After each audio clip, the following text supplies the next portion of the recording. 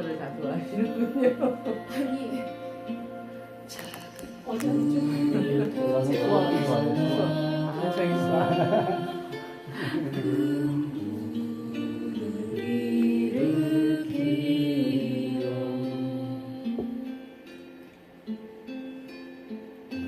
주위 사람들 그 불에 몸 녹이듯이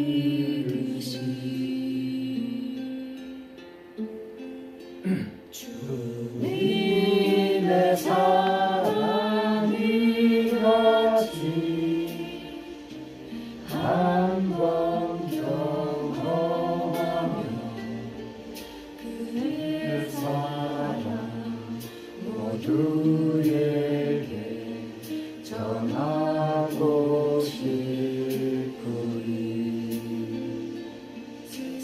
기도다 하며 새들은 지저귀고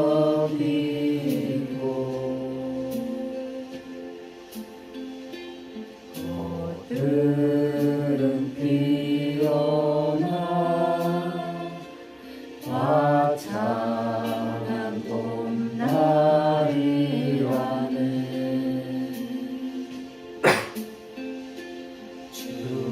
주님의 사랑이 올라와 한번 경험하며 봄 같은 새 희망을 전하고 싶으니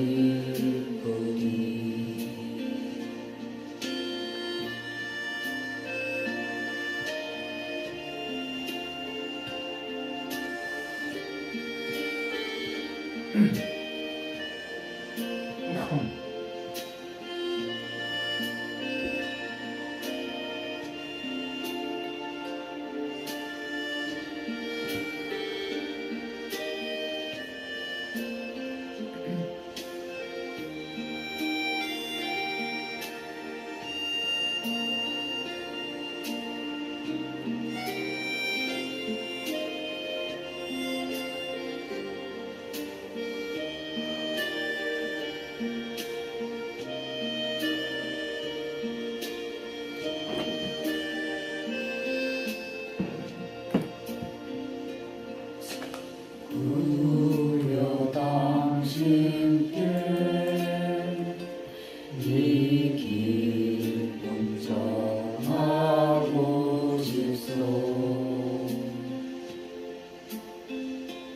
내 주는 당신의 의지할 구세주라고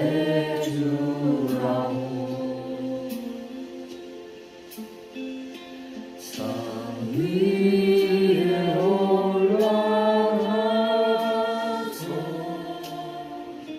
세상에 외치리 내게 임한 주의 사랑 전하기 원하네 산 위에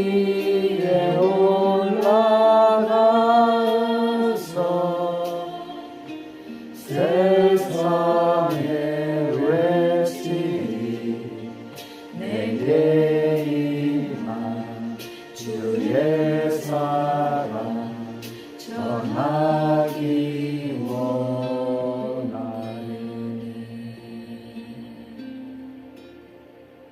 퍼스펙티브를 육과를 하게 된 거는 사실은 저 신앙 배경과 관련이 있기 때문에 제가 일부러 육과를 했습니다. 그리고 이게 세계 기독교 운동의 확장의 큰 그림 안에 제가 이게 이 대열에 들어간 부분부터만 제가 말씀을 드리겠습니다. 그래서 프레젠트의 내용 순서는 이게 지금 플레이 되고 있어요. 되고 있어요. 제가 이제 좀 재밌는 걸로 해놨는데 제가 멍멍이 고양이 외국어 이야기부터 하겠습니다. 이것도 간단하게 저기 말씀 한번 드릴게요. 이건 무슨 얘기냐면은 어느 날 멍멍이가 옆에 동네에 놀다가 왔어요. 집에 와가지고 어머니한테 나 오늘 친구가 생겼는데 그 이상한 말을 쓰네. 우리하고 다른 그 뭐를 하는데 그랬더니 야옹 그러더래요. 야옹. 근데 멍멍이는 멍멍 그러잖아요. 근데 야옹 그런단 말이에요. 근데 그 나라 동물들도 동물의 언어가 다르잖아요. 그걸 표현하는 방법도 우리가 얘기하는 의성어가 달라요. 의성어가 다르죠. 우리나라 말로 멍멍이라고 그러고, 멍멍 그러고, 그러니까 이에다 붙여서 멍멍이고. 양 그러니까 고양이라고 그러고 이렇게. 근데 중국어로도 그럴까요? 영어로도 그런가요? 다르잖아요. 어느 나라 말마다 다 달라요.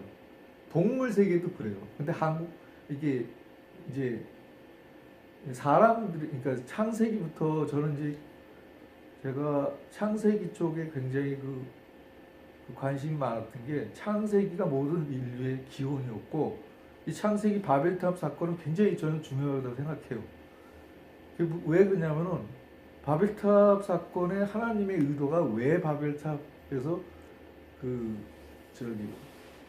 사람들의 언어를 혼란시켰나. 근데 그 당시에 이 지상에 있던 인간들은 전부 다 사람들의 지혜를 모으고 그 지혜라는 그 말 배경에 뭐냐 문화가 있었어요. 문화가 그 사람들의 지혜와 문화가 이게 다 합쳐서 하나님을 대적하니까 그걸 뒤틀은 거예요. 하나님. 그만큼 전체 인류라고 하는 거를 이게 물론 인류라는 걸 다 합해도 이 인류의 지혜를 다 합해도 하나님의 요만큼도 안 되는데 우리들은 이제 전체 그림에서 이 많은 걸 가지고 합쳐서 하면은 하나님을 대항할 것 같다고 생각해서 바벨탑을 지었잖아요. 근데 이 바벨탑 사건은 굉장히 큰 사건이에요. 왜 그 당시에 바벨탑을 해서 인류가 언어가 이렇게 바뀌었는지 그거를 가만히 한번 묵상을 해보시면은 이게 이제 그 다음에 제가 쓴 게 바로 두 번째 게 뭐냐면 노아 아들 중에 3명이 있었는데 그 중에 셈이 동쪽으로 가요. 근데 사실은 이 지구상에 그 동쪽으로 그 당시 역사의 기원을 봤을 때 동쪽으로 간 우리 동양 사람 우리가 얘기하는 에시안도 사실은 이 족속이에요. 이 족속. 그런데 이제 우리는 이런 거 이 맥락을 잘 생각을 안 하고 이 성경을 볼 때가 있어서 이걸 얘기를 했고 그 다음에 이 네 번째 아브라함의 이민사는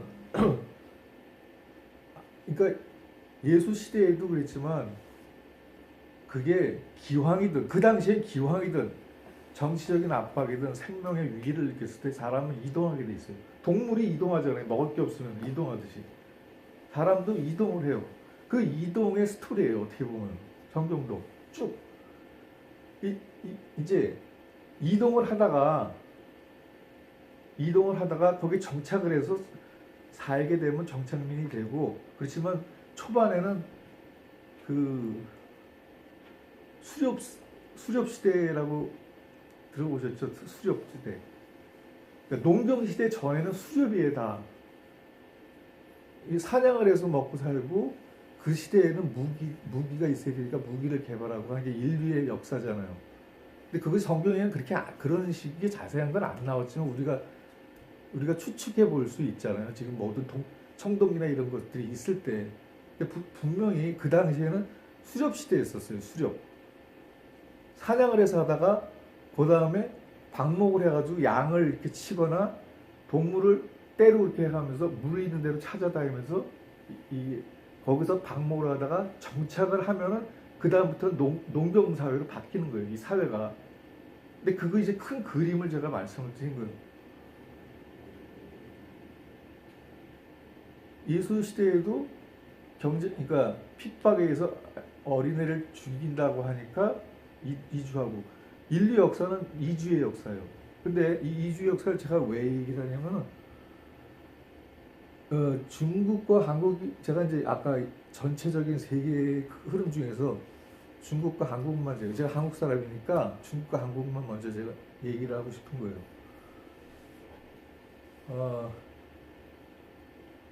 순서를 좀 바꿔서 돼지 우리간 얘기를 들어보신 분들도 있을 거예요. 올해가 이제 돼지띠죠. 돼지 12간지에 돼지해라고 그러잖아요. 요새는 뭐 돼지 앞에다 뭐 황금돼지도 붙었다 뭐 이렇게 여러 가지 있는데 유태인이 제일 싫어하는 돼지. 유태인은 먹지도 않죠. 유대인들은. 근데 저는 한국 사람인데 한국에 한국에서 저 시대가 안 돼가지고 한국의 교회를 다녀봤었어요. 근데 교회를 다녀봤지만 저하고 시간이 안 됐었어요. 근데 엉뚱하게 우리는 일본이 선교지라고 생각하고 일본으로 막 선교사도 보고 그랬는데 그 선교지라고 생각하는 그 복음이 핍박한 일본에 가서 복음을 받아들였어요. 그 29대. 근데 저한테 비교가 되잖아요. 그 전에 왜냐면은 그 전에 저는 동기가 집안에서 너무 시끄러운 문제가 많았어요. 그러니까 제가 어렸을 때 그러니까 마음의 안정을 찾고 싶어서 마음의 탈출을 기도했어요. 탈출. 자, 여러분들 영화 보셨지만 빠삐온이라는 영화 보셨어요? 빠삐온에서 그 탈출을 하기 위해서 뭘 하죠? 그 사람은 그 고도에 있는 그 감옥에서 뛰어나오기 위해서 그 사람이 몇 분에 이 조수가 어떻게 들어오고 언제 빠지고 그걸 다 계산하죠. 그리고 그 위에서 감옥에서 막 체력 단련을 하죠. 탈출하기 위해서. 탈출하기 위해서는 모두 준비가 되지 아무것도 없이 이게 탈출하면 실패하죠. 뭐냐면 저는 탈출하기 위해서 굉장히 많은 시간을 가지고 준비를 했어요. 그 중에 했던 게 뭐냐면 이제 그 어렸을 때 이게 이제 배경이 주위의 환경 이게 전 전공이 중국 문학을 했습니다. 문학을 하면 사회적인 배경, 시대적인 배경, 뭐 이런 거 정치적인 배경, 그 사람의 그 작가의 그 성장 배경 이런 것들이 다 나와요. 그 안에 자세히 보면. 근데 저 같은 경우에는 그게 이제 그런 시대적인 어떤 것 때문에 가정적인 것 때문에 제가 이제 탈출을 하려고 한국에서 가정을 탈출하면서 한국 탈출해야겠다고 간 데가 대만이에요. 전 대만은 중국의 한 부분이에요. 저는 이제 중국으로 탈출을 한 거예요. 대만 이제 중국에서는 그걸 대만이 자기네 하나라 그랬고 중국이죠. 근데 대만으로 탈출을 했다가 중국하고 일본이 국교가 안 돼 한국하고 중국이 국교가 안 돼 있을 때 갔어요. 저는 박사과정을 하려고 했더니 박사과정에 국교가 안 돼 있는 한국 국적은 들어가지 못해요. 중국 본토를. 85년에 석사를 받았는데 그래서 할 수 없이 자료 논문을 쓰러 홍콩에 무지 많이 들어갔어요. 홍콩을 한 20몇 번 들어갔어요. 자료를 찾으러. 근데 거기서 지금은 자유롭게 가지만 홍콩하고 센젠이라고 하는 거기에 이렇게 국기가 있는데 다른 나라 사람들 다 들어가요. 웬만한 사람들은. 한국 사람만 못 들어갔어요. 굉장히 안타까웠거든요. 이제 그러고 졸업을 하고 국경을 못 들어가니까 뭐 일본으로 갔어요. 일본. 근데 일본에 갔다가 대학 동문회 권유로 교회 갔다가 첫날 왕창 깨졌어요. 그러고 인생이 싹 바뀌었어요. 근데 제가 왜 비교하냐면 저는 한국에서 나와서 대만, 일본을 다 살았었어요. 근데 비교를 이렇게 해보면은 제가 질문이 뭐냐면 돼지우리간에 한국 사람, 중국 사람, 일본 사람을 세 나라 사람을 집어넣으면 어느 나라 사람이 제일 먼저 나오게 있어요. 여러분 뭐 자유의 정답 한번 생각해 보세요. 여러분들이 일본 사람이 제일 먼저 나왔어요. 예? 일본 사람. 그 이유는? 일본 사람도 깨끗한 거를 좋아하기 때문에. 한국 사람한테 급하잖아. 한국 사람 급하기는 한데 일본 사람 빨리 나올 것 같아. 그러니까 아니 생각해 보세요.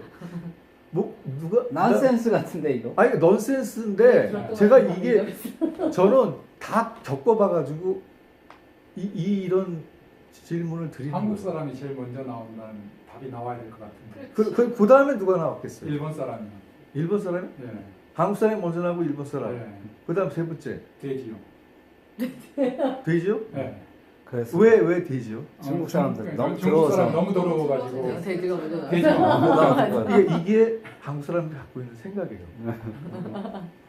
제가 거기까지 맞았는데 원래 답은 일본 사람이든 한국 사람이든 우리들이 갖고 있는 저희 일본 사람에 대한 생각, 그 사람은 깨끗하다, 질서가 있다 이런 생각들을 갖고 있죠.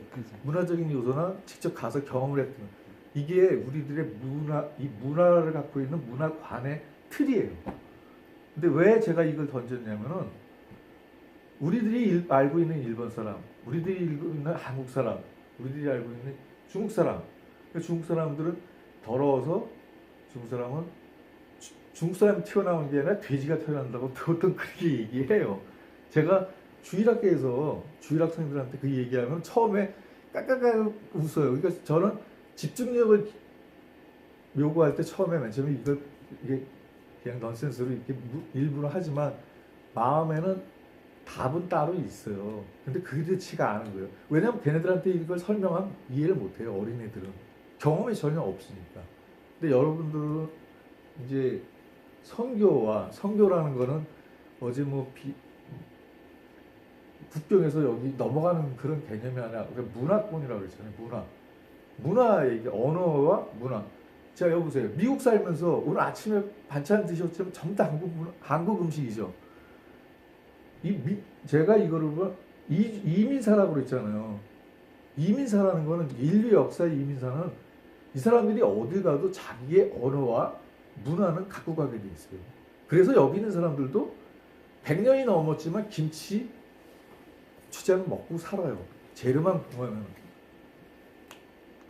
이거는 뗄래야 뗄 수가 없어요. 단지 언어는 그 현지 상황에 따라 언어가 많이 희박하고 그 현지 언어가 되면서 동화가 되고 자기 원래 언어를 잊어먹지만 물론 또 가정의 배경 따라 음식도 많이 현지화돼 가지고 자기네 원래 고유의 문화가 없어져요.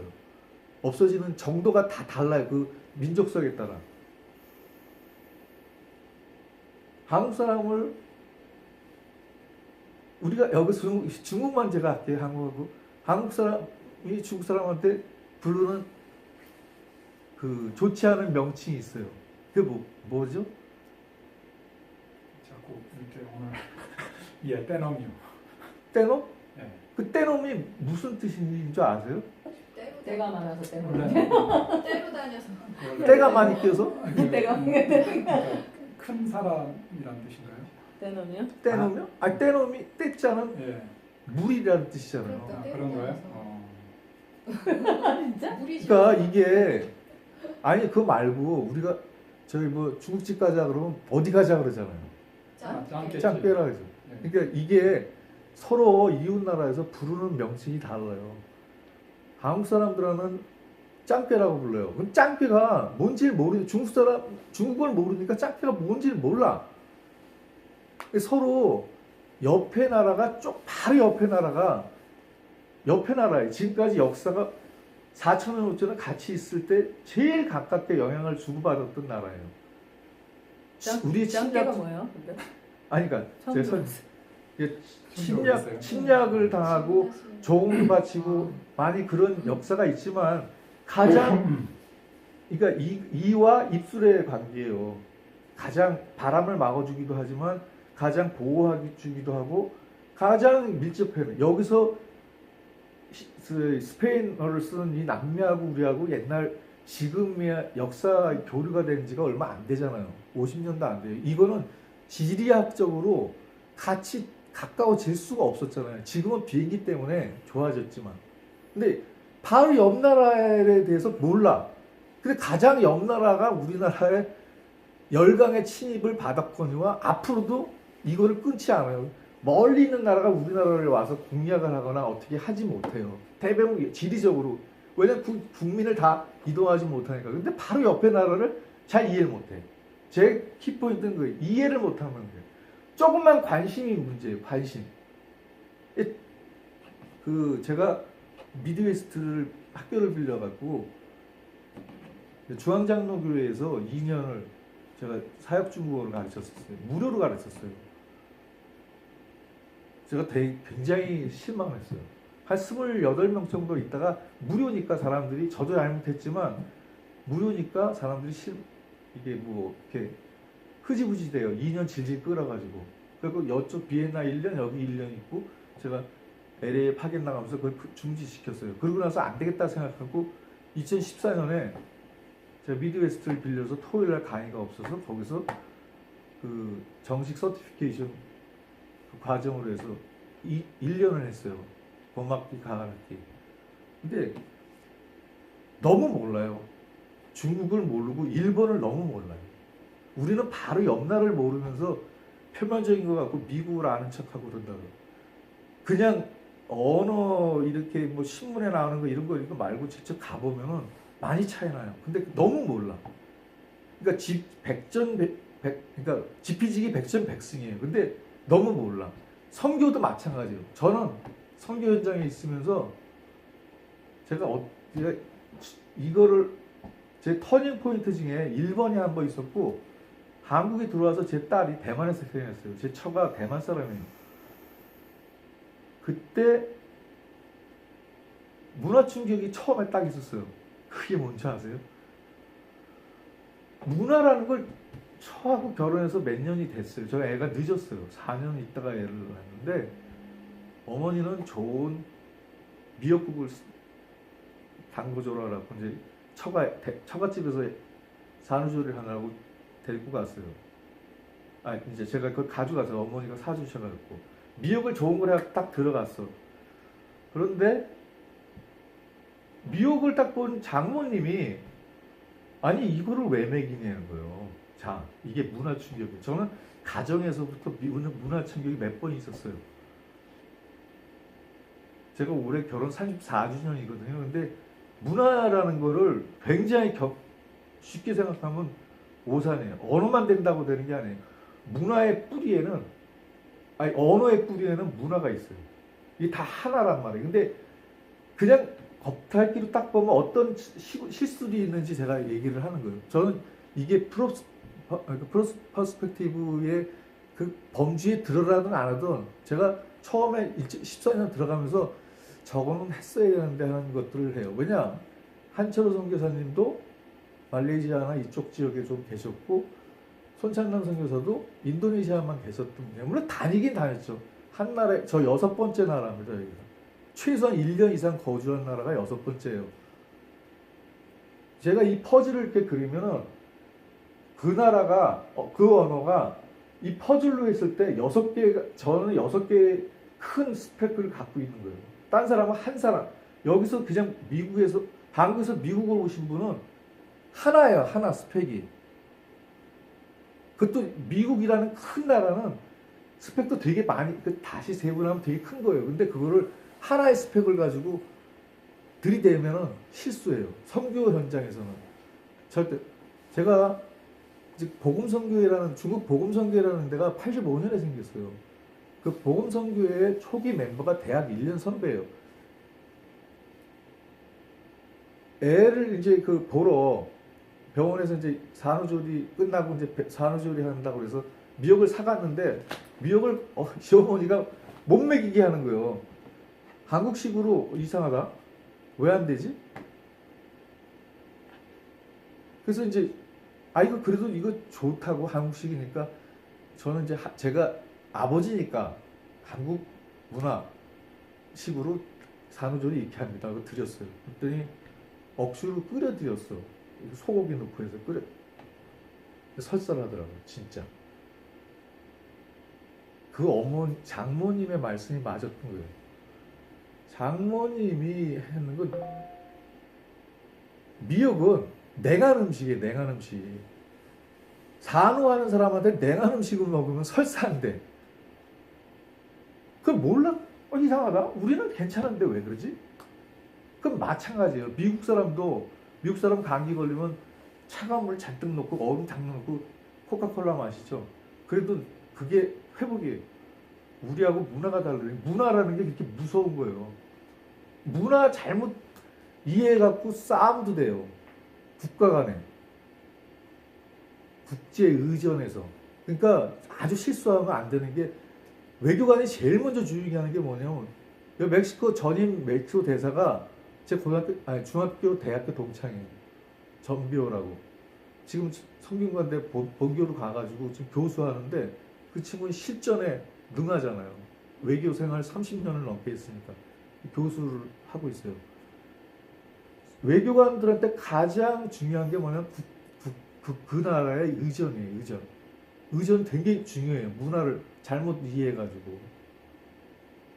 그러니까 그래서 그럼 뭘 어머니가 드리나 장모님은 뭘 드리나 봤더니 닭을 갖다가 잘라가지고 거기다가 참기름을 잔뜩 넣어가지고 그 느끼느끼한 거를 드리는 거예요. 근데 제가 그때 놀랬어요. 저 느끼해서 어떻게 먹지? 잘 들어. 저는 같이 살았지만 대만 사람이에요. 중국 사람. 이 다른 거예요.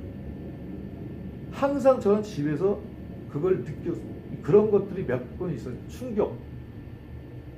그런 것이 그러니까 하나가 되기 어려운 것의 한계. 그런 것 때문에 제가 이 말씀을 해요.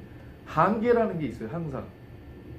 도저히 제가 이쪽으로 가까이 가려도 가까이 갈 수 없는 부분이 있어요. 그 부분을 갈 수 있는 데까지 가야 돼요. 근데 그거를 그냥 우리 입장에서 저 사람들이 왜 이쪽 우리 기준으로 왜 안 오지라고 하는 거는 선교사들의 마인드에서 굉장히 주의해야 돼요. 굉장히 주의해야 돼요.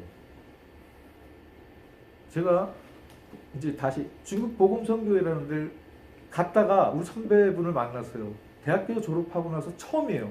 저는 대만을 졸업하고 일본을 갔다가 한국으로 들어왔다가 딸 애 낳았으니까 글로 간 거고 그 선배는 한국에서 신학대학원을 나오고 제가 있던 화교교회에서 전도사를 하다가 파송을 받아 대만에 갔었지. 지금 작년에 30주년을 됐어요. 그분이 그 중국 복음선교회를 창설을 했어요. 85년이면 92년에 국교감회를 했으니까 그 전부터예요. 근데 그때 제가 갔을 때 어느 날 저는 이제 대우에 있었어요. 대우 근무하는 대우에서 정동 중국 그 화교교회는 저 지하철 한정거장이에요. 제가 한정거장인데 눈이 굉장히 오는 날이에요. 왜냐하면 제 딸은 12월생이에요. 귀국하자마자 선배가 그래요. 뜻이 있을 것 같으니까 네가 중국 복음선교회를 가래요. 근데 중국 복음선교회가 어디냐면 그 중국 화교교회 제가 나가던 화교교회 밑에 있어요. 사람의 관심이 없으면은 그 교회로 왔다 갔다 하면서 저는 선교회가 뭐 하는데도 몰랐어요. 선교회가. 그리고 수요일날 이제 제가 한번 선교회 기도회를 갔어요. 가기 시작했는데 그날은 눈이 엄청 났어요. 1월달에.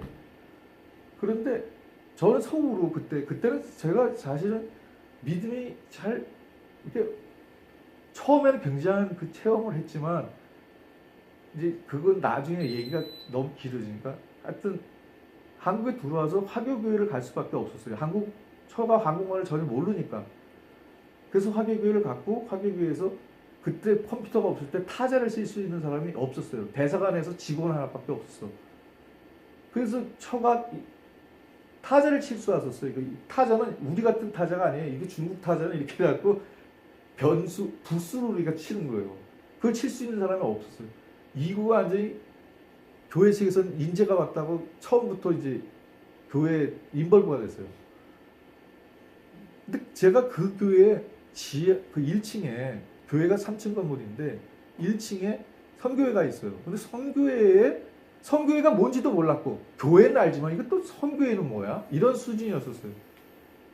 그리고 그 수요 기도회를 갔는데 제 예상은 항상 빗나갈 때가 더 많더라고요. 야, 이렇게 눈 많이 오는데 이거 얼마나 오겠냐. 그리고 갔어요. 저는 어차피 한정거장이고 그래서 갔어요. 근데 그 1층 두 당의 그 예배실에 꽉 찬 거예요. 근데 그 당시에 뭐냐면 대부분 CCC 학생들이에요. 중국 선교를 품고 기도하는 학생들. 끝나고 중국어도 옆에 배우고 중국 문화도 배우고 이런 이 각방에서 배워요. 근데 그때 제가 놀란 게 처음에 딱 느낀 게 뭐냐면 준비. 제가 여기서 이제 얘기를 한 거 중에 뭐가 있냐면 전 지금도 한국 선교가 40년, 50년뿐만 아니라 사실 100년이 넘었는데 지금 옛날에 100년 전보다 지금의 선교사의 교육이나 이 모든 게 100년 전보다 훨씬 못해요. 제가 이제 그 증거를 보여드릴게요. 전 지금 현주소를 우리나라의 한국 선교사들의 현주소를 얘기한다면 학도병입니다. 학도병. 학도병이 무엇인지 아시죠? 무슨 의미로? 준비가 덜 돼서 나가요. 성격이 뭐 다른 뭐 있죠 뭐 성격이 급해서 그랬든 그 나라 민족성 때문에 그런지 제가 이거를 보여드리는 자료 중에 굉장히 많은데 100년 전에 감리교로 안 하고 장로교 기준으로 하겠습니다. 근데 장로교가 평양 대붕에 1907년에 평양 대붕 이 제가 나눠진 자는 평양 대붕이 어떻게 불이 붙어서 어떻게 평양 대붕까지 오고 나서 지금의 중국에 어떻게 연결되는 그 고리를 제가 보여드리는 거예요.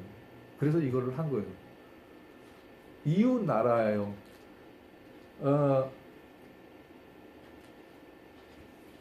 이런 책이 있습니다. 산동대부. 이건 침례교에서 한 거예요. 침례교. 신학교, 침례교 신학교 초대 원장이 있어요. 대만의 신학교 원장. 한국 선교사들이 이렇게 공부를 안 하고 나왔단 말이에요. 저는 미국 오기 전까지 뭘 했냐면은 중국 선교사 훈련은 그러니까 중국 복음 선교의 부설의 선교사 훈련원에서 사역 중국어를 가르쳤어요. 중국어만 가르치지 않고 문화, 역사 이런 걸 가르쳤어요.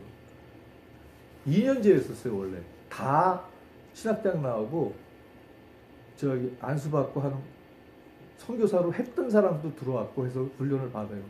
그런데 이게 6개월짜리로 바뀌었어요. 그 이유가 뭔지 아세요?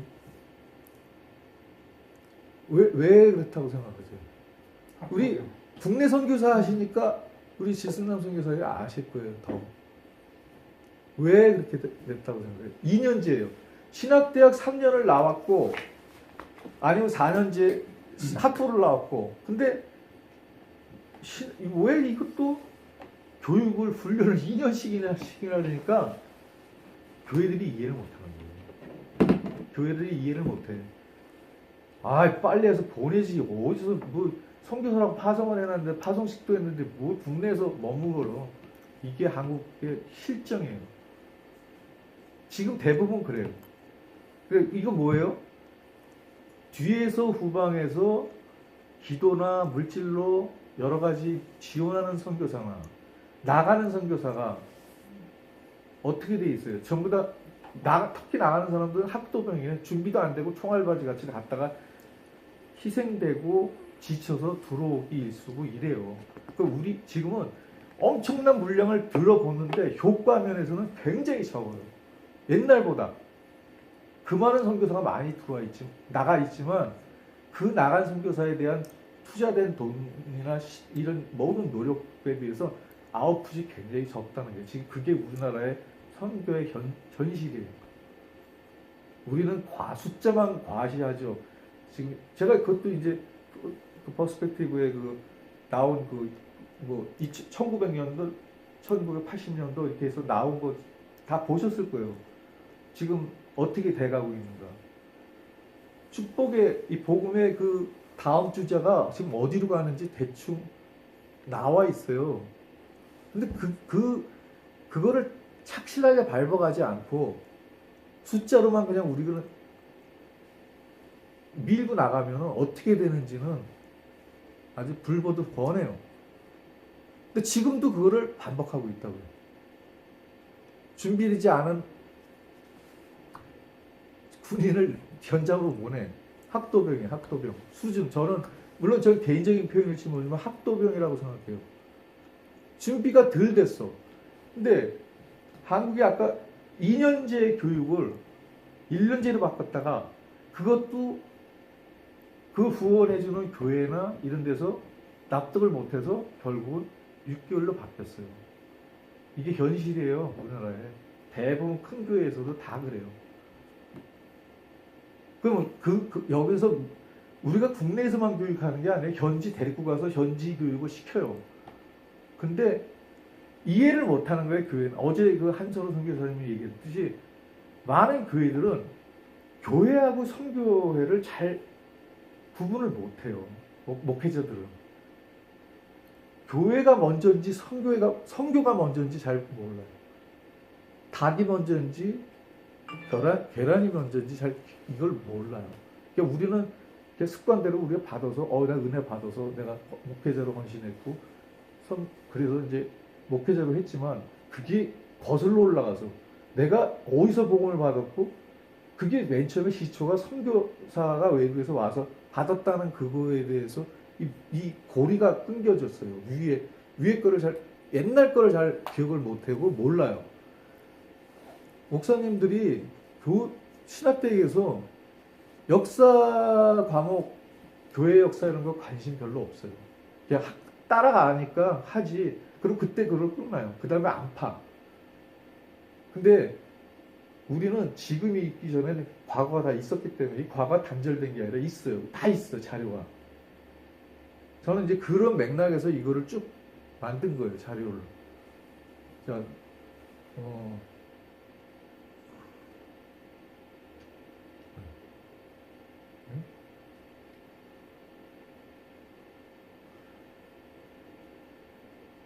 중국어를 제가 1974년부터 독학을 했어요. 독학을 어떻게 했냐? 제가 탈출을 위해서 독학을 해야 되는데 가르쳐 준 사람 없어요. 그때는 지금같이 인터넷이 있는 것도 아니고 아무것도 없어요. 배울 수 있는 방법이 없어요. 근데 제가 그때 만약에 제가 복음을 받으더라도 관심이 있어서 파고들었으면 그때 극동방송이 이미 있었습니다. 극동방송은 1956년에 설립이 됐어요. 김장한 목사님. 저는 57년생이에요. 그러면 제가 관심이 있었으면 극동방송에 중국어 배울 수 있는 기회가 있었어요. 관심이 없었던 거예요. 그때가 안 됐으니까 몰랐죠. 그 당시에는 중국어를 배울 수 있는 방법이 없어서 제가 유일하게 생각한 게 펜팔이에요. 펜팔을 고등학교 2학년짜리가 영어를 했으면 얼마나 했겠고 한자는 제가 물론 좀 많이 했어요. 저도 한자를 하게 된 동기는 별게 아니에요. 저희 친척 중에 가정법원 국장이 한 분 계셨어요. 어렸을 때부터 복학을 해서 신문 배달을 해서 고학해서 가정법원 국장까지 올라가신 분이에요. 굉장히 자수성가하시죠.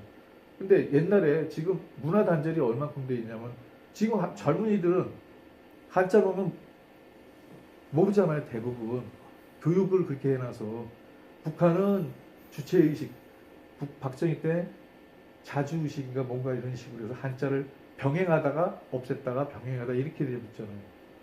근데 사실은 우리나라 말은 그냥 있었지만 문자가 없었기 때문에 우리는 이쪽을 벗어나지 못했어요. 지금까지도. 근데 그거를 싹 걷어가지고 한자를 걷었어요. 그러니까 외국어 한국 사람한테 사실은 제일 쉬운 언어가 일본어, 중국어예요. 그런데 중국어는 완전히 외국어가 돼버렸어요. 제가 외국어로 시작한 이유가 외국어가 아니에요. 한자, 제가 이걸 보여드릴게요.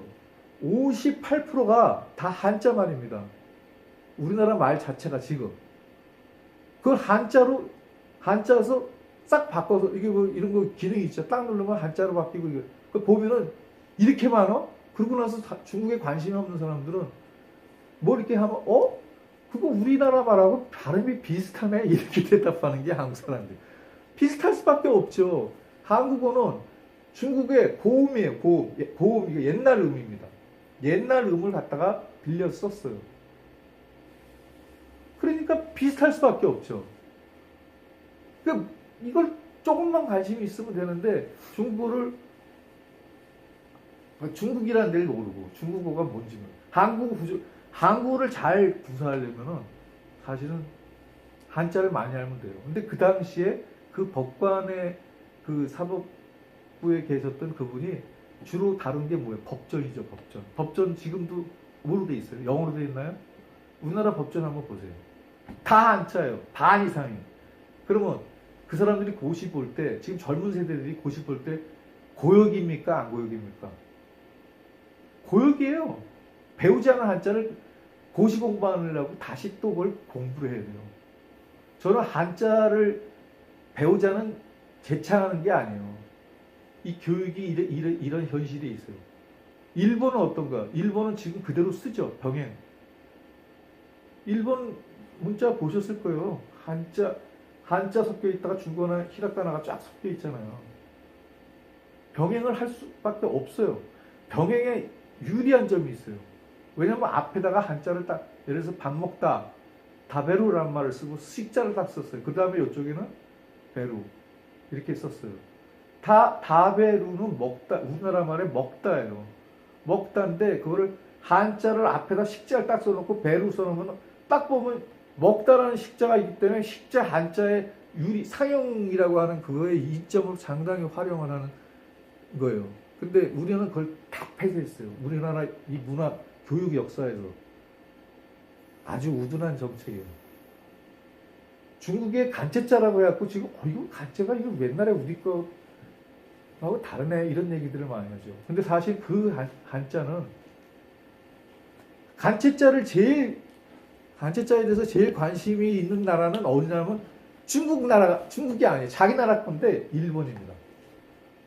그 정도예요. 근데 제가 일본에서 많이 이게 딱 전환을 했던 이유 중에 일본에 우리나라는 무슨 한경 우리 그 주식 보면 무슨 주식 지수 이렇게 나오잖아요. 미국의 무슨 코스닥이면 뭐 이게 지수 나오잖아요. 증권 주식. 일본의 지수 중에 하나 꼭 나오는 기관이 있습니다. 노무라 증권. 근데 노무라 증권에서 노무라 경제연구소라는 데가 있어요. 제가 85년에 일본을 갔어요. 노무라 증권의 그 일본은 어떤 걸 하냐면은 노무라 증권연구소는 일본에서 최고의 연구기관이에요. 근데 연구기관에서 TV에서 그거를 이제 저희 다큐멘테이션을 많이 봤는데 일본을 우리는 쪽발이 그냥 이쪽 아까 명칭같이 쪽발이 이렇게 그냥 우습게 보죠. 일본은 굉장히 무서운 나라예요. 미국하고 맞짱 떴다는 그거 가지고 말고 걔네들이 전쟁을 하기 위해서 저는 이렇게 뭘 과거 거를 파요. 그건 파는 스타일이에요. 제가 동경대학, 전 대학은 도립대학을 나왔어요. 도립대학이 우리나라의 시립대학 같은 그러니까 공립이에요. 공립. 거기가 싸기 때문에. 동경대학에 동양문고라는 데가 있습니다. 여기 동양문고 동경대에 계셨었으니까 아주 아쉽. 동양문고에 가면 옛날 그 자료들이 쫙 있어요. 걔네들이 대동아 전쟁을 하기 위해서 준비했던 그것들이 다 기록에 있어요. 근데 그게 1980년도 중반에 됐던 제가 일본에 딱 갔을 때 이게 우리하고는 게임이 안 되는구나. 그러니까 우리가 감정으로 부딪힐 수 있는 게 아니구나. 저는 100점 100승, 지피지기 100승 100승이라는 게 저의 신조예요. 꼭 이겨야 되는 거, 이게 물리적으로 하는 게 아니라 최소한 먹히지 않으려면은 내가 강해야 되는 건 자강책을 점수해야 돼요. 근데 일본이 그 노무라 증권 사람이 한국연구소의 사람들이 한국연구소 뭐 중국연구소 이렇게 연구소별로 있어요. 근데 그 사람들이 나와가지고 토론하는 걸 보고 깜짝 놀랐어요. 다 한국말로 해요. 일본 사람이. 우리나라의 그 당시에 어디가 제일 강한 그때 삼성연구소도 없었고 연구소에서 어느 나라 이렇게 부르부르해서 그 연구소가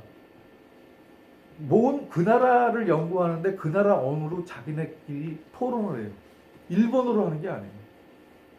근데 이게 제가 이게 머리가 쫙 서더라고. 이야, 우리나라하고 게임이 안 돼요.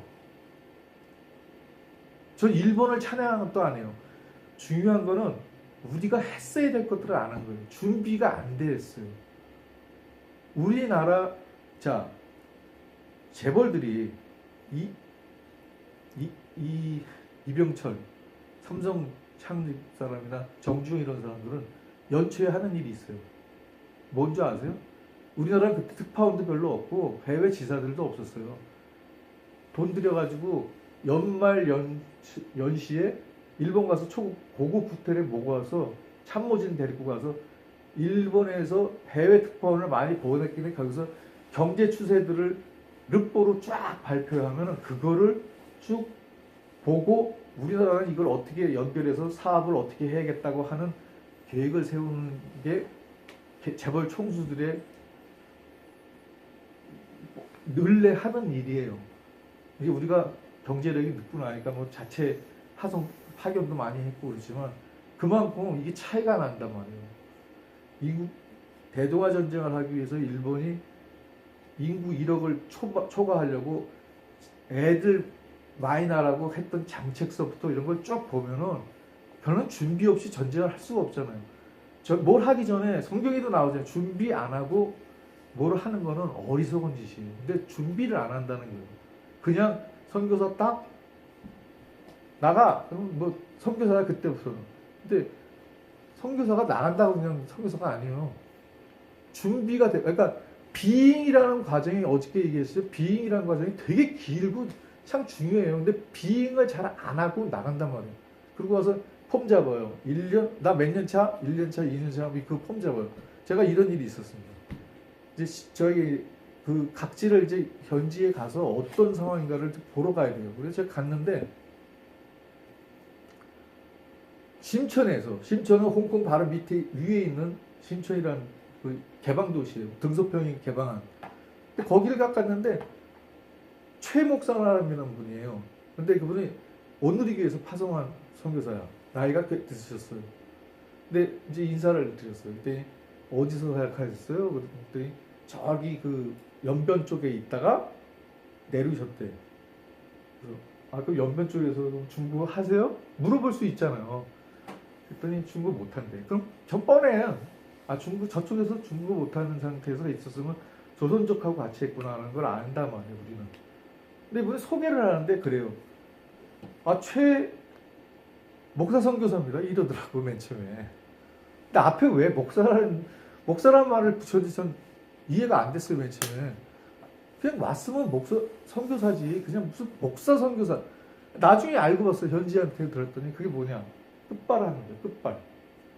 나는 목사 출신의 선교사다. 왜냐면 많은 사람들이 어떤 선교사들은 자비랑 선교사도 있고 그냥 직업 선교사도 있고 많은데 이 급을 두는 거예요. 난 정식 신학교 나와서 목사 안수 받고 목회하다 왔다. 목회했든 안 했든 목사 안수 받고 이걸 따져요. 근데 저는 그래요. 하나님 나라에 갔을 때 회계장부를 할 때 네가 선교사였냐? 목사였냐? 신학교 교수였냐? 장로였냐? 그게 중요한지 안 한지 한번 물어보고 싶어요. 그게 중요하냐? 인사를 할 때 그렇게 해. 그럼 저는 진짜 한국말로 약호 죽이고 싶더라고요. 그 사람 하는 일이 뭔지 아세요? 심천에 한국 기업들이 많이 들어가서 한국 기업들 자녀들이 중국 학교 보내면 공산주의 배우거든요. 그 공산주의 배우니까 공산주의를 배우기보다 학교를 하나 빌려. 그걸 뭐라 그러면 국제학교라고 그래요. 국제학교에서 영어로 수업해. 그리고 공산주의 교육을 제외를 해줘. 외국인이니까. 그리고 거기서 성경 가르치고 할 수 있는 그런 국제학교의 교장으로 간 거예요. 거기 숙식하고 그래. 거기서 해요. 그런 학교들 많아요. 한국 기업들이 많이 들어가는 이 산동 지역하고 많아요. 어떻게 보면은 뭐 선교의 단계가 여러 개지만 그건 선교가 아니에요. 국내 거기 이제 물론 그 학교 출신의 중고등학교, 초등학교, 중학교, 고등학교를 거기서 나오니까 그래서 그 사람들의 자녀를 잘 양육하고 하는 거는 선교의 그거는 할 수 있지만 그 사실은 선교의 직접 인volv됐다는 건 아니라고 저는 생각을 했는데 앞에 붙여 거슬렸어요. 되게 왜 목사 선교사라는 말을 하냐. 현장에 나와서도 이렇게까지 끝발 싸움을 하려나. 근데 사실은 이것이 한국 선교사들의 굉장히 많은 이 가오잡기입니다.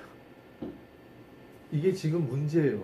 저도 우리 맥선교회사에 인도 선교사가 있었는데 무역회사로 나와서 인도 평신도 선교사 잘하고 있다가 거기서 하도 저론을 받은 거예요. 목회자 출신들한테.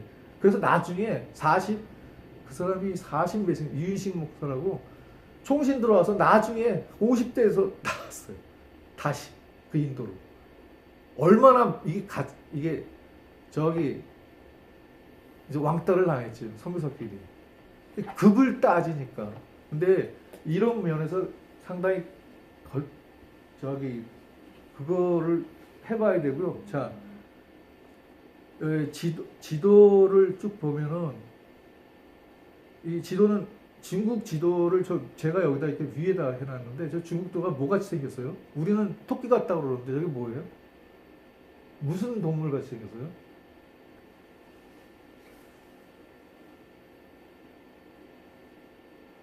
날개가 큰 게 박쥐 같기도 하고 좀 좋게 봐주는 닭 같기도 하고. 여기 지금 여기 점이 빠졌어요. 해남도라고 하는 큰 섬이 있어요. 그게 빠졌어요. 중국 사람들은 저걸 자기네가 뭐라 하면 닭이라고 해요. 닭. 그래서 황금알을 낳는다 그래갖고 여기다가 황금알을 넣어놓고 그걸 해남도라고 합니다. 아, 그렇군요. 그리고 중국의 옛날 명칭이 뭔지 아세요? 하나님 그 신자 있죠? 신주입니다. 여기 주립대학의 그 주같이 신주가 중국의 원래 명칭이에요. 자기네들이 부르는 명칭. 하나님의 나라라고 얘기해요. 희한하죠? 유대인들은 자기네가 선택된다 그러는데 자기는 신주라고 그래요. 그리고 중국에서 지금 쏘아 올리는 항공위성의 명칭이 다 센저입니다. 센저.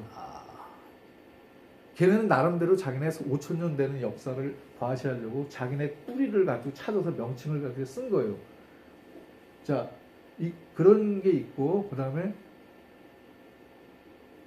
제가 이걸, 한중일 인간적 관점과 하나님의 관점, 이게 되게 중요한데, 제가, 이건 이런 거예요. 어저께, 그 한선 교사님이, 제가 이제 꺼드릴 것 같아요. 이거 어떻게 하지? 네, 제가 해드릴게요. 계속 하세요. 한성 교사님이 요새 기도를 해도 뭐 자기 위주 이게 그룹이 아니고 자기 위주 자기가 개별적으로 더군다나 뭐 지금은 핸드폰 나오고 이러면서 전부 다 이 핸드폰이라는 거나 이런 거는 TV는 옛날엔 TV가 한 대 있었고 그렇지만 요새는 점점 TV도 되게 싸지니까 각 방마다 놓고 자기 보고 싶은 채널로 보고 심지어는 핸드폰으로 해서 다 개별주의로 다 흐르잖아요. 이게 전체 추세가. 그러다 보니까 이 성도들도 되게 개별적으로 흐르는 그게 있긴 있는데 제가 이거하고 어떻게 전맥을 하냐면 한중일만 봤을 때 만약에 우리가 한중일 세 나라가 국제회의를 했다. 그럼 우리가 한국 사람이 했다면 한중일 그 배열을 어떻게 하겠어요?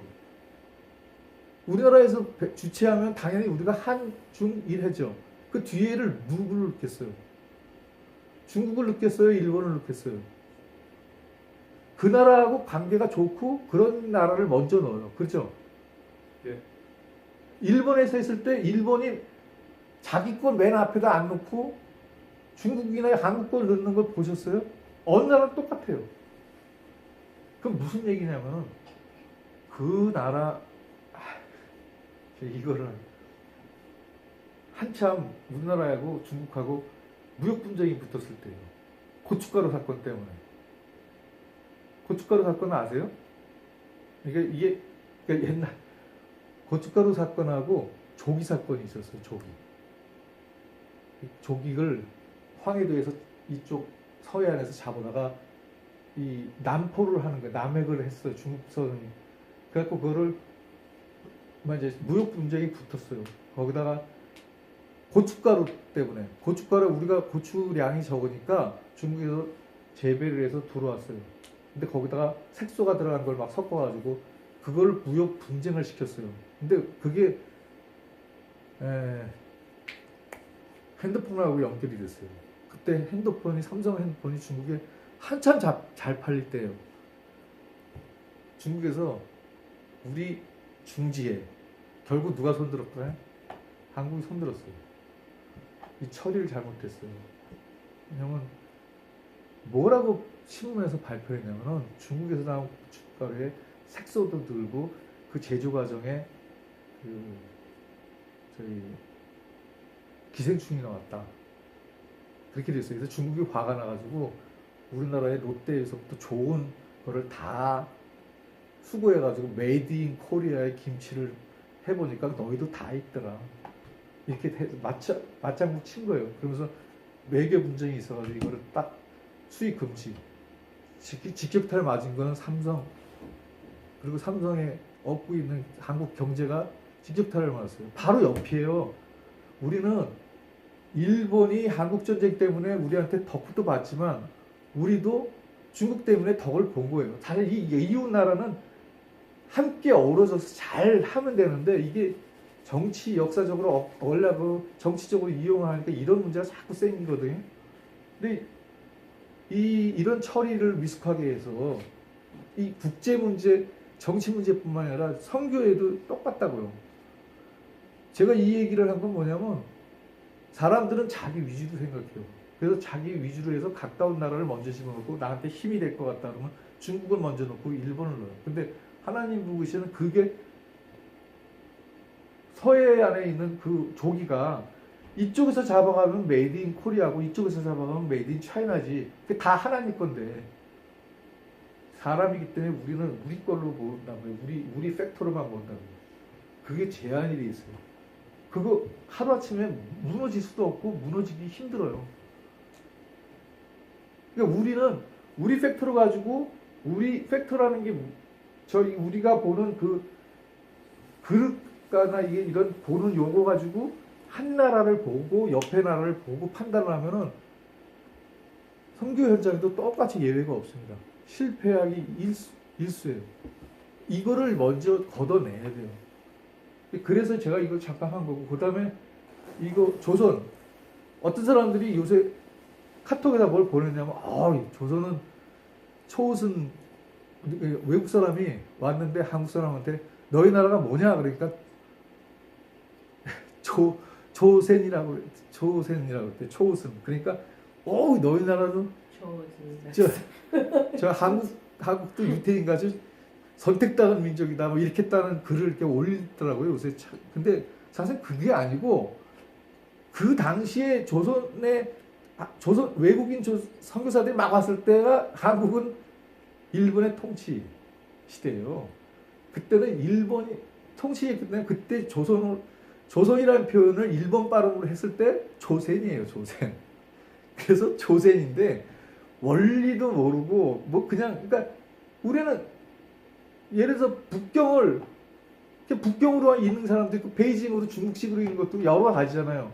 근데 그거를 이 폭을 좀 넓혀서 이해를 안 하고 조선이 그래서 그렇게 자구 해석을 한 거예요. 자구 해석.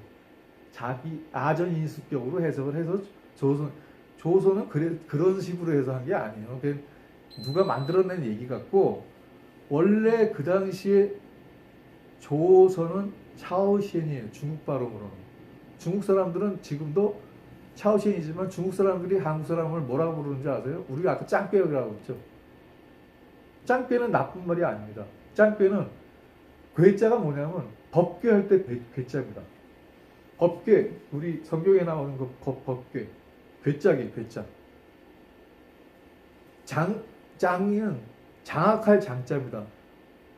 괴짝을 장악해. 그건 무슨 뜻이냐면 옛날에 수입이 있으면 거기 돈을 다 집어넣어서 이 오너가 그 돈을 관리하는 그 사람을 짱깨라고 그래요. 근데 그 당시에 한국에 와서 중국 사람들이 뭘 했냐? 중국집을 하면서 돈을 받아서 넣는 걸 보고 짱깨라고 부르는 거예요. 중국 사람은 짱깨 그러면 좋은 말이에요. 주인이라는 뜻이 주인. 그러니까 이게 잘 이해가 안 되는 거예요. 우리나라도 뭐 중국 사람한테 쪽발이 입어도 어때? 쪽발이 원래 키가 작으니까 쪽발이. 중국 사람들이 우리나라 사람한테 뭐라는 줄 아세요? 그거 모르잖아요. 그런 거 관심을 제가 여기는 관심을 좀 가지시면은 관심 없이 그냥 나가면은 선교사가 되는 게 아닙니다. 관심을 가져야 돼. 관심에서 시작해요. 제가 여기 이성자 목사님 교회에서 이성자 목사님하고 미팅을 한 다음에 화장실 갔어요. 근데 거기 뭐라고 썼냐면 준비하십시오. 선교 거기 선교도 꽤 하시거든요. 그래서 준비하시라고 뭐 이렇게 화장실 남자 거기 이렇게 붙여 있어요. 여자 화장실 제가 뭐 갈 일이 없으면 모르겠는데 남자 화장실 이렇게 써 있어 이렇게 화장실. 그래서 제가 이제 나와가지고 물어봤어요. 준비 많이 하세요? 그랬더니 가만히 있어. 근데 무슨 얘기냐면은 제가 물어보는 요점이 거기서 훈련생 하나도 안 나와요. 그냥 보내요. 준비 안 하고 보내요. 그냥 돈 있으면 된다고 생각하고 보내요. 그게 미주의 다는 아니지만 거기 중정도의 규모예요. 근데도 그래요. 준비 없이 그냥 목회자들이 안 돼 있어요. 일단. 그리고 뭐 선교위원장, 장로 이런 사람들 다 그래요. 저 중앙장로교회를 처음에 열린문교회를 다녔었어요. 6개월. 그리고 거기 선교위원장도 자주 만나고 같은 오이 코스였고 제가 거기 기도회도 가봤어요. 겉으로 나오는 거하고 이렇게 직접 부닥쳐 보면은 아직 멀었다는 생각이에요.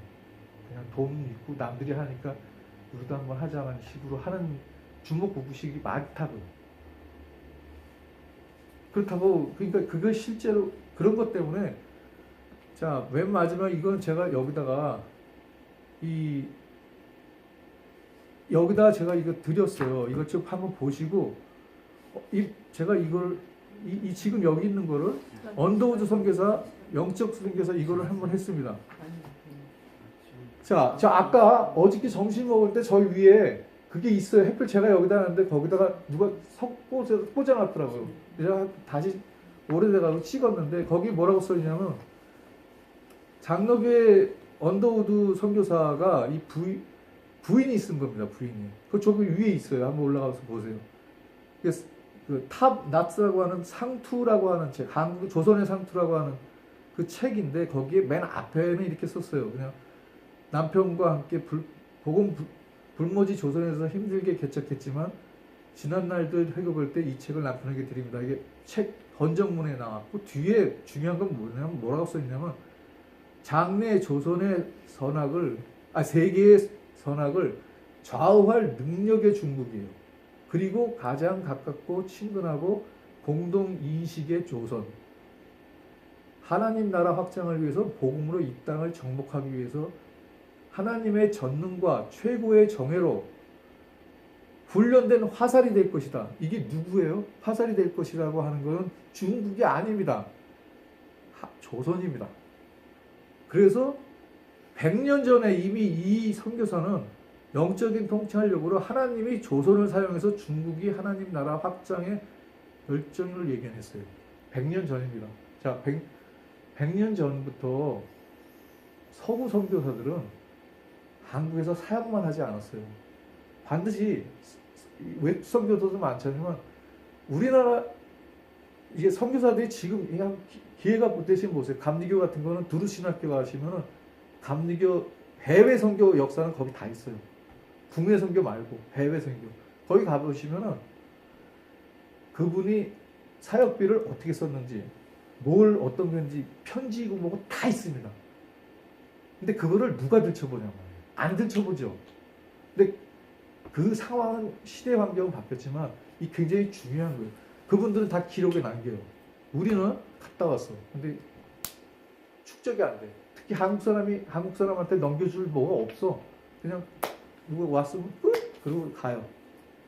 그냥 갔어. 근데 남는 게 없어. 뭘 했는지 노하우가 모든 이 나라에 가서 어떤 게 어려웠었는지 이거를 서로 공유하고 남기는 게 없어요. 남기는 게. 서양 400년 전부터 다 해놨는데 우리나라 선교 역사를 코리아 미션 필드라고 하는 것들 다 외국 사람이 해놨어요. 중국도 마찬가지. 기록이 없어요. 그러면 나중에 우리의 선교 역사의 문헌은 어떻게 해요? 이것들이 마무리가 안 됐어요. 이 참 안타까운 일들입니다. 이것들이 묵들 하시는 분들이 지금 여기 그 손상욱 목사 같은 분이 이제 그분은 우리나라에 들어와 있는 선교사, 우리나라에 들어와 있었던 선교사들을 주로 파고들고, 저는 이 미국에 들어와 있는, 그러니까 맨 처음에는 발단은 제가 한국에 있는 화교 역사를 했어요. 화교 역사를 파고들다가 보니까 화교 역사, 제가 모교회가 1912년이니까 지금 117년 됐어요. 지금 이게 90년사를 제가 만들었어요. 이거하고 저를 지도해 주시는 GMS 선교사 김교철 목사라는 분이 둘이서 만들었어요. 둘 다 한국 사람이에요. 방지일 선교사님이 중국 선교의 꿈을 접고 들어와서 한인 상하이에 있던 한인 교회에 목회를 하다가 37년에 들어오셨어요. 들어오셨고 한국에서 영등포교회를 개척해서 영등포교회 원로 목사이면서 선교의 그 간이 맺혀서 저희 이사장을 맡았어요. 중국 교회가 자금하니까 100명, 80명 이렇게 되니까 그거 연합회의 이사장이었었어요. 방지일 목사님. 모든 교회 행사들은 그 방지일 목사님이 꼭 오셔야 돼요. 자, 이거죠? 이게 100주년짜리입니다. 한국에 관심이 한국에서 중국 교회가 100년이 됐다는 걸 아는 분이 별로 없어요. 왜냐면 관심의 문제예요. 나가야 관심이 있다고. 여기에 아까 얘기했던 그 CCC 출신의 그런 분들이 와서 중국 선교에 관심이 있는데, 관심의 차이예요. 관심이 있으면 다 와서 기도하고 준비하고 나가서 지금 많이 사역들을 해요.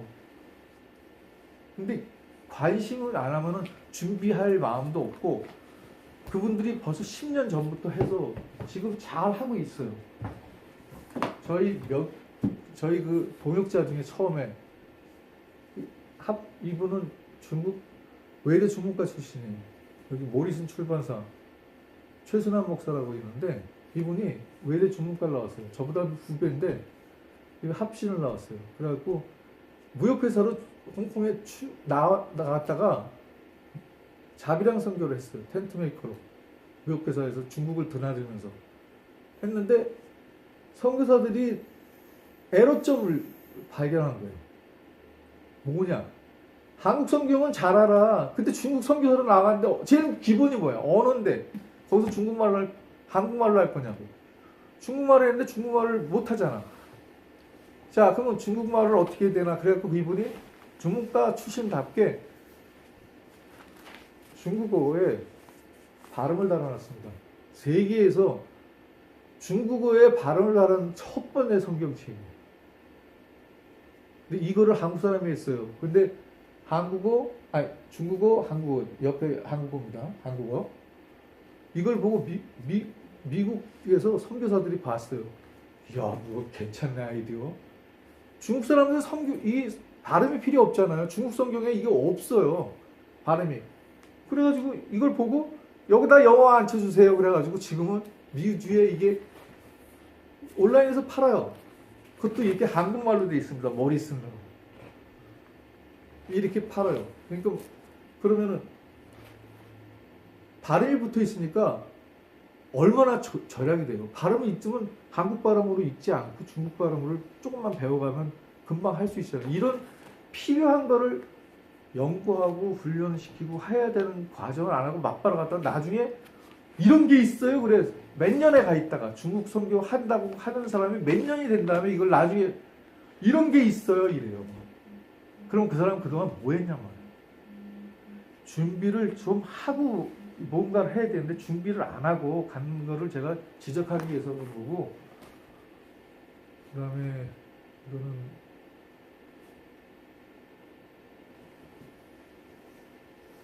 제가 느낀 거는 마지막 이것만 할게요. 제가 아까 기록이라는 얘기를 했는데, 유기성 목사분이 한국에서 요즘 굉장히 잘 나가시는 분인데, 대만에 예수에 속한 그 그룹이라고 해서 굉장히 대만에 선풍적인 인기예요. 이분이 자주 가세요. 대만에 감리교 출신이죠. 남부 쪽으로 많이 가시는데, 이분이 하시는 게 영성일기죠. 많은 사람들이 거기서 영적인 통찰력이 뭐냐면 그냥 예배드리고 그냥 집에 가면 끝. 그게 아니고 이분의 포인트는 뭐냐면 내가 오늘 받은 말씀과 내가 혼자 설교를 통했던 자기가 오늘 묵상했던 말씀이 내 삶에 어떻게 전맥이 되는가를 자기가 이렇게 삶 가운데 회상해서 그걸 남기는 거예요. 그러면서 내가 나 자신을 하나님께 초점을 맞춰가는 과정을 한 게 그 키포인트가 영성일기예요. 그러니까 기록을 남기려는 거예요. 동물하고 사람하고 다른 건 유일한 그거는 기록이에요. 기록. 기록은 시간과 공간을 초월해요. 어디든지 갈 수 있는데 기록을 안 해. 그러면 우리는 항상 기록이 없으면 영어를 보거나 다른 나라 사람은 100년 전 거를 봐야 돼. 중간에 자료가 여기에 80년대, 90년대 몰아서 나간 선교사들의 기록이 없으면 우리는 어디를 거슬 없으면 그냥 구슬로 가서 일일이 물어봐야 되거나 이렇게 100년 전 거를 찾아야 되잖아요. 그 갭이 많은데 환경이 바뀌었고 이런 것들이 여러분들이 현장에 살 때 뭐 신방도 좋고 뭐 다 좋은데 기록을 남기세요. 꼭. 그리고 이 아까 얘기했지만 이거 없는 게 아니고 여기 제가 이 보면 이거는 박영규 교수의 1000페이지짜리 두 권의 그 한국 교회사에 나오는 거를 제가 복사했어요. 이거 제 얘기가 아니에요. 중국의 평양 대부흥이 오기 전에 그 영국의 대부흥과 미국의 대부흥이 한국에 어떻게 들어왔는지, 그 다음에 한국의 부흥이 중국에 어떻게 연결이 됐는지, 릴레이가 됐는지, 그게 여기 다 나와 있습니다. 그러니까 아까 작은 불빛이라는 건 이 불꽃이 이게 번지는데 어떻게 번지는지를 제가 추적을 했어요. 그러니까 그리고 이제 여기 뒤에 있는 거는 다 여기에 있습니다. 여기는 지금 차기 주자는 여기 보시면은 인도, 중국. 자, 중국 선교사는 옛날에는 우리들이 모든 재정적인 걸 다 갖고 가서 퍼붓었어요. 그만큼 못 살았으니까. 지금은 중국의 선교사는 어떤 정도냐면은 제가 CMC라고 하는 거를 2016년에 김인호 목사님하고 고경 박사하고 제가 일부러 초대를 했어요. 그래서 입장료를 저 때문에 이제 무료로 해서 들어갔는데 그분들 놀랐어요. 거기서 선포해요. 25,000명, 미국에서 합해서 25,000명을 파송한다고. 중국 사람이. 전에는 모든 물질을 다 외국에서 퍼갔어요. 지금은 자급해요. 왜냐하면 경제력이 굉장히 좋아졌어요. 심지어 지금 어느 정도냐. 중국 사람이 가는 데는 흙이 있는 데는 중국 사람이 흙이 있는 데는 다 중국 사람이 있어요. 그러면 그 중국 사람들이 지금 선교를 하는데 저 최근에 라디오에서 이게 나왔어요. 아프리카에서 오신 선교사가 아프리카에 중국 선교사를 보내달라. 그 무슨 얘기야? 지금 제3국가의 종주국이 중국입니다. 엄청난 경제 지원을 해주면서 거기다 프로젝트 이런 걸 해갖고 중국 노동자가 굉장히 많이 가 있어요. 그 사람들을 할 목회자들이 선교사들이 없어요. 5분 그러니까, 남았습니다. 예? 5분 안에 그 정도로 많이 퍼져 있기 때문에 어딘지 유럽도 굉장히 많아요. 중국 사람들이 옛날 그러니까 어느 이민사라는 거는 이게 퍼져 나가는 그 주기가 있어요. 한국 우리 화교교회 모교회가 있듯이 모교회도 어제 뭐 어떤 교회들은 뭐 대학생 사역을 하니까 뭐 있다가 나가고 있다. 우리 교회는 항상 빈다 그러지만 화교회가 그래요. 박정희 시대 때 박정희가 배화 정책을 하는 건 다 나갔어요. 대만, 미국 다 빠져. 그렇지만 또 노동자들이 들어와요. 그 다음에 지금은 한국에 중국 유학생들이 많아요. 시대가 바뀌지만 다른 영혼들이 오기 때문에 얼마든지 기회만 어떻게 잡느냐에 따라 있어요. 그 나라 안 가도. 이게 저희가 금요일 날 이번 3월 1일에 여기 답사를 갑니다. CMC라고 하는 그 선교 한국에 해당되는 그건데 매 2년마다 해요. 올해는 작년에 12월 달에 휴스턴에서 했어. 볼티모어 할 때 김일호 목사님하고 제가 고희경 박사하고 같이 갔었어요. 가보시면은 이런 데를 조금 영어로 하는 것도 있으니까 영어도 많아요. 그러니까 여기 미국이니까 미국에 고학력 중국 사람들 많잖아요. 그 사람들 다 불러요. 그래서 여기 가면 중국 차기 주자는 중국, 그 인도 이런 영어도 되고 중국은 이제 영어가 좀 안 돼서 그게 국제화가 안 되는데 이런 나라들이 그 순서 보세요. 보내주신 우리 지 목사님이 보내주신 그 한국 선교사 파송 숫자하고 해외에 전체에 어느 나라에서 나가는 수요를 한번 보세요. 아주 자명하게 나와 있어요. 그래서 한국교회, 미국에 있는 한인교회가 선교에 참여할 수 있어요. 작아도. 근데 그거를 제가 세미나를 준비하고 있고, 만약에 저는 기도 무슨 뭐 뱃속부터 많은 그런 무슨 뭐라 그러나 무슨 기독교라고 그래 기독교 집안에서 태어난 게 아니어서 못된 신앙이 아니고 못된 신앙이 아니고 모태 신앙의 장점도 있지만 모태 신앙은 아니란 말이에요. 근데 이게 보면은 제가 이게 이런 거를 많이 느껴요. 어떨 때는 복음을 풀어놓지, 아까 그 복음을 가둬놓지 말라는데 저는 이런 표현을 해요. 그런데는 기독교 안에 하나님을 가둬놨어요. 기독교라고 하는 거. 그래서 천주교가 들어온 것도 인정 안 해. 천주교는 우리하고 달라. 그래가지고 인정 안 하고 딱딱 자르는 이런, 그게 굉장히 배타적이고 이렇게. 그렇지만 역사는 항상 천주교가 먼저 들어가서 천주교가 먼저 순교하고 먼저 했어요. 다 자던 원고에서 개신교라는 이름으로 바꿨을 뿐이에요. 근데 자꾸 그걸 이렇게 이런 것들을 좀 역사적으로 보면은 좀 도움이 될 것 같아서 제가 이거를 주로 했습니다. 이상입니다. 감사합니다. 예, 수고하셨습니다.